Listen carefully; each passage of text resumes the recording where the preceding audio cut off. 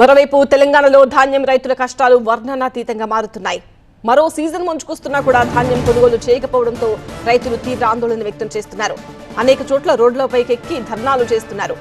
నిర్మల్ జిల్లా కడెం మండలం నచ్చన్ ఎల్లాపూర్ చౌరస్తా దగ్గర ధర్నాకు దిగారు రైతులు. వారితో మాట్లాడేందుకు అక్కడికి వచ్చారు రెవెన్యూ అధికారులు. ధాన్యం కొనుగోళ్లు త్వరగా పూర్తి చేయాలంటూ 6 కాళ్లు మొక్కాడు ఒక రైతు.